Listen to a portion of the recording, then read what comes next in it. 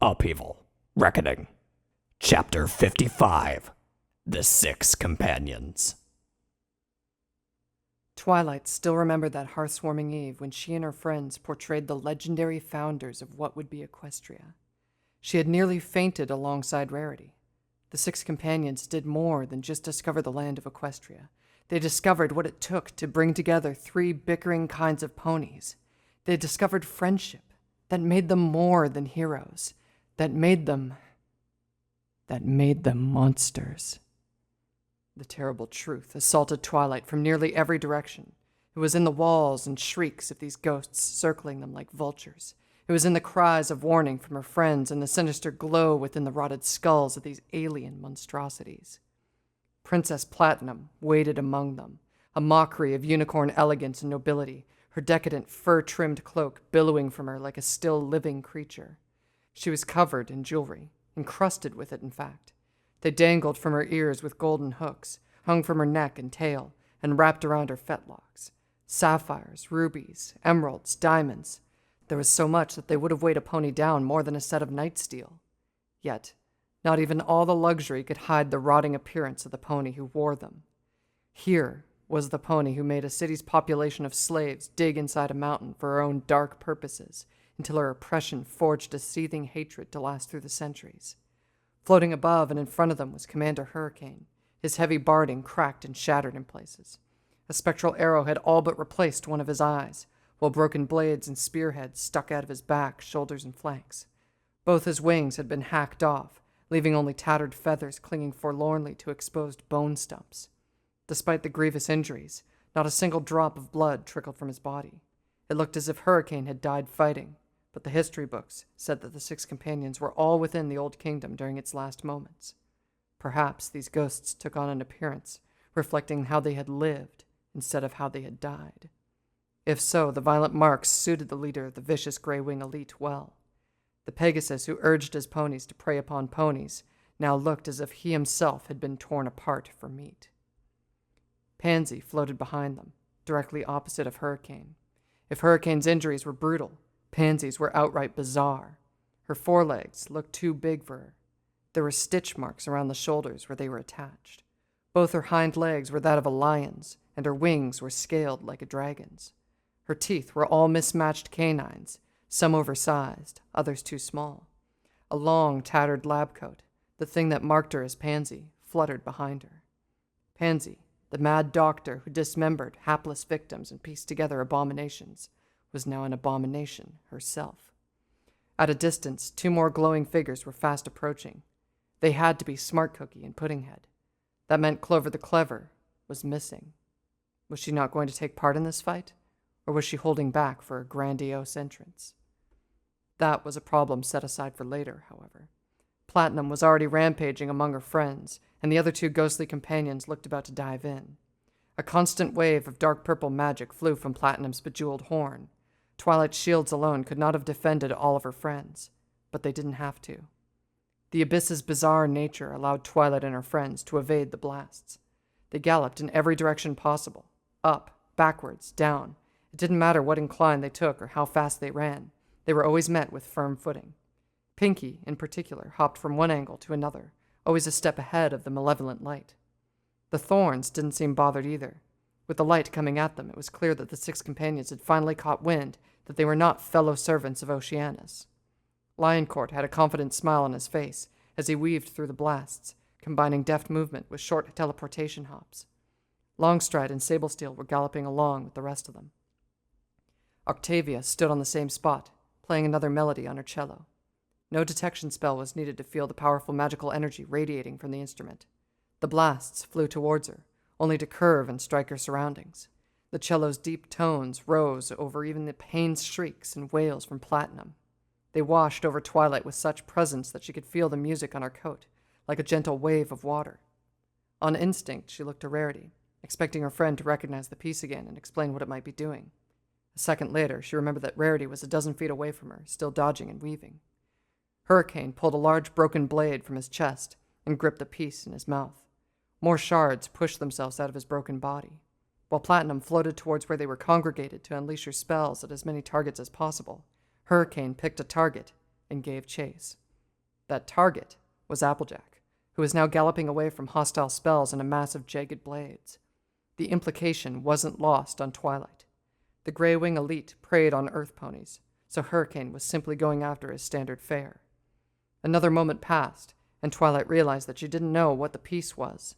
The forms of the first three of the companions distorted slightly, as if they were being viewed through a haze of heat. She didn't know if they were being hurt, but their frantic floating slowed down a bit, enough for her friends to get their bearings and plan some form of counterattack. Rarity's blades flashed across the darkness, making their way towards Platinum from 4 different angles. They buried themselves almost completely into spectral flesh. Platinum shrieked so loudly that Twilight feared her ears would soon start bleeding. No blood flowed from deep wounds, but Platinum herself winced from them, and it clearly focused her hostile attention. The next barrage of purple light honed in on Rarity in just as many angles. "Rarity!" Applejack yelled. She tried to turn sharply and gallop towards her friend, but Hurricane cut her off at every turn.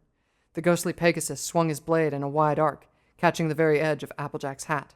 He followed up with a barrage of broken blades erupting from his hide. With a yelp, Applejack tried a quick turn downwards, but blades came after her from that direction as well. Twilight concentrated. She needed a shield on Rarity and Applejack. Having them at different directions was a strain enough by itself, but the constant shrieking assaulting her ears and the myriad details she had to be aware of just to keep track of herself, her friends, the Thorns, and the companions, made this frantic battle a nightmare. The shield around Applejack held strong, saving her from a dozen cuts, if not a complete shredding. The one around Rarity, however, shattered.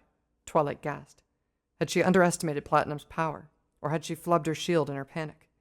Rarity was quick-witted enough to not rely entirely on the shield to begin with.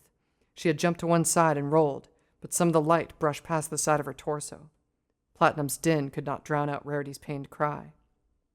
When she got on her hooves again, a small portion of her left side, no bigger than a filly's hoofprint, was covered in glittering crystals.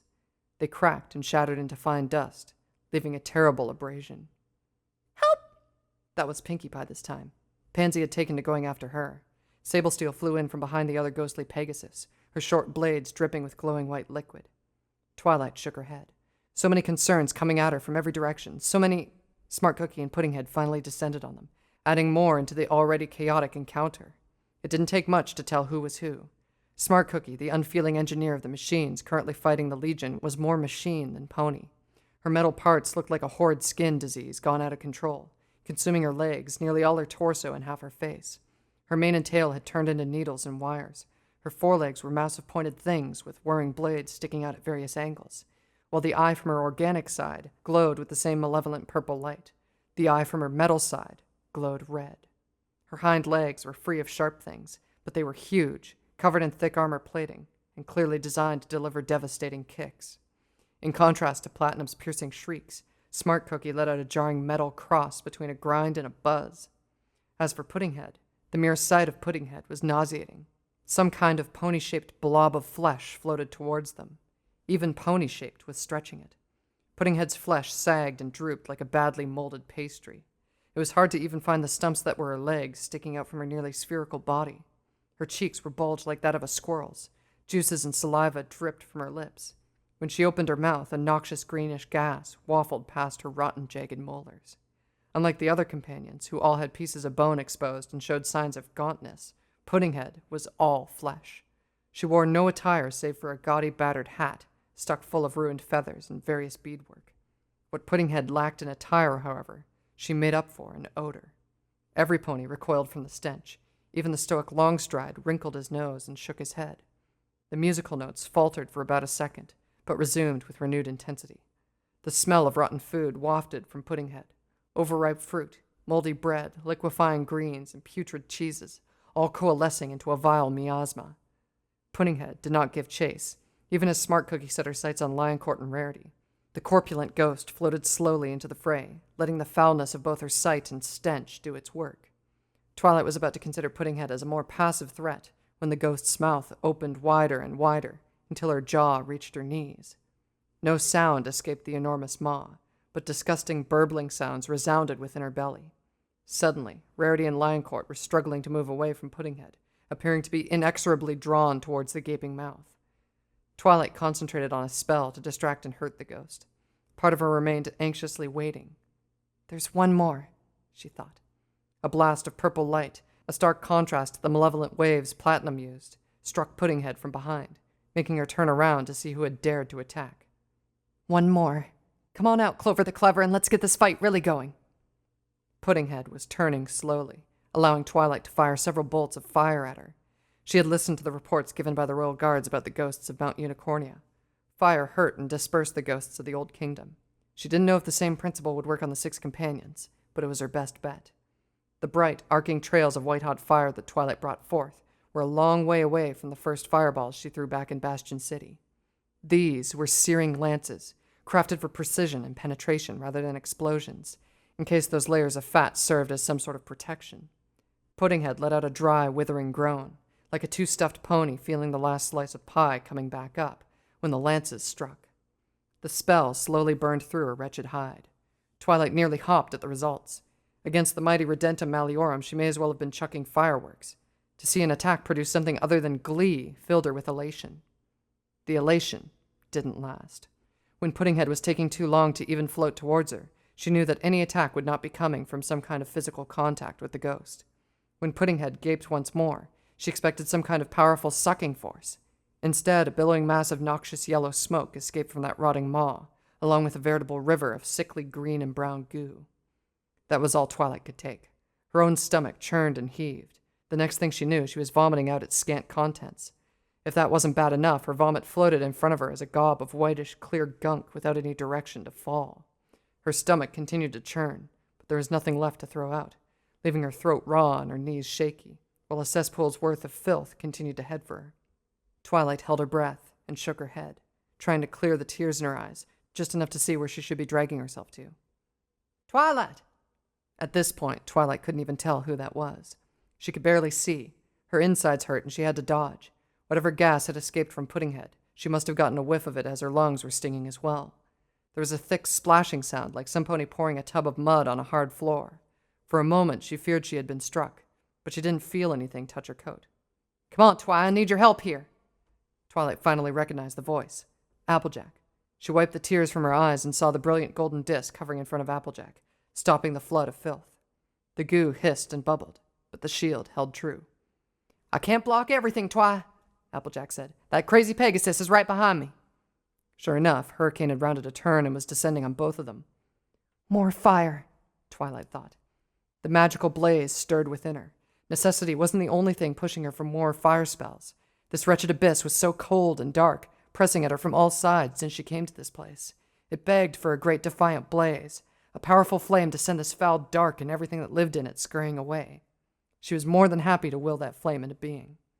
Even Hurricane's single-minded ferocity and hunger waned at the swirling flames that Twilight surrounded herself with. The rush of heat pushed away the foul odors, filling her lungs with warm, fresh air. The glowing light within the ghost's empty sockets dimmed into tiny points. Despite how dire the situation still was, Twilight couldn't stop a smile from coming. During their climb, she had resisted the temptation to cast spells, knowing that she needed all her energy during the encounters they were bound to have. How long had she been holding it in? It must have been hours, maybe even days. It had to be. She pointed her horn at Commander Hurricane, her smile widening just a bit more as the ghost neighed fiercely and flew backwards to avoid the blaze. "Not so tough when the prey fights back, huh, Hunter?" She turned her gaze on Puddinghead and unleashed another torrent from the blaze swirling around her. With a groan, Puddinghead also floated away. Twilight stepped back and surveyed the rest of the fight. She had to assume that, as far as raw magic was concerned, she was their group's best bet. Both Rarity and Lioncourt specialized in the use of mage blades. Lioncourt's enhancements were likely useless against fanatical ghosts. Even just trying to place everyone proved difficult. Applejack stood just a few feet away. Twilight was thankful for the protection, less magic to use on shields and more for attacks. Rainbow Dash and Sablesteel had taken flight and circled Hurricane as soon as he had established some distance between him and Twilight. Sablesteel dove in and out with her short blades, the glowing liquid dripping from them so copiously it looked like the Pegasus' front fetlocks were bleeding. Rainbow was not using her crossbow. She was, however, glowing brighter than before. That light was no longer just the luminescence bathing them. Something brighter shone from Rainbow's chest, and it was as if this light alone hurt the ghosts before them. Rainbow must have noticed, because she was swooping in with her hooves at every opportunity she got. Hurricane's neighs of rage grew louder and more frequent as he wheeled about, unable to focus on one target or get back to hunt another earth pony. Princess Platinum's shrieks grew louder, angrier, and more pained. Glinting shards of metal flashed around her horn from several different directions, weaving through the dark in elaborate, ever-changing patterns. Rarity's blades danced alongside Lioncourt's so gracefully that it seemed as if she had been practicing alongside the thorn for years. They slashed and thrust at the fallen gem-encrusted princess, going right through the spectral flesh several times before flying back to their respective wielders. Though none of the blades could physically touch her, Platinum recoiled from each strike as they did. More surprisingly, the bigger blades were not Lioncourt's trinity of swords, but Rarity's quartet of daggers. At least, they were supposed to be daggers. A translucent, shining image of a much larger straight blade appeared superimposed over the actual mage blade. The furious look on Rarity's face and the sheer swiftness of those mage blades showed just how the sight of the pony she portrayed in the past was beyond being a mere outrage. Platinum's fury had not gone without damage, however. Rarity's forelegs were covered with gashes. A few fragments of brittle crystal still clung around the edges of the horrid wounds. A portion of her chest and the mage coat she wore had also crumbled away. Lioncourt was still smiling, but his suit showed signs of damage as well, and its deep red hue did not completely hide the blood. "Help!" That was Pinky's shrill cry again. Smart Cookie was above her, bringing down a mass of ghostly metal plates and spinning blades on her head. Fluttershy flew towards her, but wasn't going to make it in time. Two of Longstride's arrows struck true, somehow finding the right gaps where machinery and spectral flesh met. It wasn't surprising once Twilight gave it some thought. Black Rose expected this fight with the six companions. Obviously, she had outfitted her thorns to be effective against ghosts. Nevertheless, the arrows did little to slow Smart Cookie down any more than the several shafts already stuck to both her eyes. A roaring wall of fire materialized between Pinky and Smart Cookie. She wasn't the only one who had moved either. A looped silver chain flew swiftly across the darkness, snagging Pinky around the torso. With an expert yank, Applejack deposited their friends safely next to them and behind the golden shield. "Thanks, you two," Pinky said cheerily. She went back to fiddling with her stone tablet, tapping it with a hoof and giving it a good shake. "Wherever we are, it's not a lot of lay energy to toss around." "Lay whatchamahooey or not, Pinky, try not to get squished by evil ghostly machine ponies," Applejack said. She continued to scan the chaos, looking for more ponies that might need to be pulled to safety. Smart Cookie floated around the wall of fire, recoiling when a few tongues of flame came too close. Being next to Pinky lifted Twilight's spirits a bit, enough to ignore the sickly stink that was crushing her insides. She wiped the last drops of tears from her eyes and concentrated. More fire, she thought. The wall was a dangerous obstacle, but the free range of movement that the abyss provided meant that the ghosts easily slipped past it after the initial shock. She needed a more direct and powerful blast. It was pointless just hurting these things. All it did was make them angrier. She needed to destroy them. She needed a powerful enough blast of heat and light to utterly destroy them, one by one if necessary. Fluttershy hovered just out of Pansy's reach, the green light of her ruined eye shining brightly and intermingling with the bright rays radiating from her chest. Pansy lifted a quivering hoof and pointed it towards Fluttershy. To Twilight's horror, the end of that hoof split open, revealing a circular mouth full of jagged teeth. The limb shot towards Fluttershy like a striking snake. The light from Fluttershy's eye glowed even brighter, and Pansy recoiled at the sight, but the limb continued its path. There wasn't a moment to lose. Twilight sent out a great wave of fire to overwhelm Pansy before the limb could strike. The white-hot flames engulfed Pansy, eliciting an agonized scream from the ghost. And also Fluttershy. Twilight gasped when her friend cried out and flew back, wincing in pain. None of the flames had touched Fluttershy, but the heat was more than enough to hurt her as well. "Too much fire, Twi!" Applejack yelled. "You'll light us all up the way you're going." Twilight glanced at the blaze she still had swirling around her. The roaring flames, so warm and comforting when she first conjured them, now looked more like an unruly beast tugging at her measly control. The glare stretched out even to the distance, but the light didn't improve her surroundings. There was nothing for the light to reflect off of, leaving them in just as much dark as they would have been if there was no fire. Pansy emerged from the flames, her mismatched body parts crumbling away at the edges. Twilight bit her lower lip so hard that she could taste blood. This wasn't fair. What was already to the point of hurting her friends wasn't enough to destroy even one of their enemies. What could she throw at these monsters that could save all her friends? A cry from Rainbow drew Twilight's gaze back to where Hurricane was. A trickle of blood ran down Rainbow's shoulders, the droplets forming free-floating tiny orbs once they dripped away. One of Hurricane's many blades also dripped the same blood. Sable Steel wasn't unscathed either. Pinkie Pie had galloped over to Fluttershy, a weak stream of colors flowing from her tablet and encircling Pansy's writhing limbs. Combined with Octavia's disrupting music, the stream slowed Pansy's charge to a crawl, allowing Fluttershy to recover and hover next to Pinkie. A A furious cry from Rarity moved Twilight's attention away. Before she could see where Platinum's location was, however, she closed her eyes and put her hoofs to her head. Where should she direct her next spell, and what should it be? "Twilight!" Applejack called out. Twilight heard the voice loud and clear, but she didn't have the courage to answer. Applejack was expecting something she didn't have, some kind of plan, some kind of next move to beat back the six companions. She couldn't think of anything. A beam of concentrated light, maybe. Something like what Princess Celestia used against Caro Artifex's flesh constructs. No, these ghosts needed to be overwhelmed with heat and light, not cut into pieces. Her brother managed to encapsulate the crystal grave to cut off the ghosts its power helped manifest. The six companions had no obvious source. Her brother managed to encapsulate the crystal grave to cut off the ghosts its power helped manifest. The six companions had no obvious source, but if she could encapsulate them in a globe of magical force, she might be able to make them disappear. A quick glance around once more easily showed how problematic that would be. Their enemies flitted about in a wild pattern, showing no attempt to work together to bring down their targets. The six companions seemed more of a title of convenience than anything else. "Twilight!" Applejack called out again. Her urgent cry was barely audible with all the sounds of chaos that accompanied it. The two of them found themselves at the center of the swirling battle. Twilight focused on Puddinghead, easily the slowest of the lot of them. Closing Puddinghead off may or may not cause her to disappear, but it should at least contain her stench and her caustic vomiting. Twilight had created shields and barriers before. Shining Armor was famous for his powerful and huge barriers, and Princess Celestia specialized in all forms of abjurations. She had learned from the best, and it fell to her now to use those teachings. Purple magic enveloped Puddinghead's bloated form, sealing in the noxious clouds and putrid vomit along with her. The disgusting filth filled the sphere quickly, turning into a mass of sickly yellows and greens, swirling in a translucent purple sphere. "Whew!" Applejack said. She let out a loud exhale and fell on her tail. The golden disc in front of her wavered as she wiped tears from her eyes. "Thanks. The smell was really starting to hurt." Twilight didn't respond. For such a languid ghost, Puddinghead struggled mightily against the barrier. The sweat that trickled down Twilight's brow no longer just came from the flames still around her. She gritted her teeth and poured more magic into the spell. This could be Puddinghead's last desperate struggles. If she could just hold on, the ghost would dematerialize and they would be one opponent less. Even while one of their own was trapped, none of the other companions bothered. Not even Smart Cookie, Puddinghead's partner in crime when it came to dominating the Earth Pony clans of old.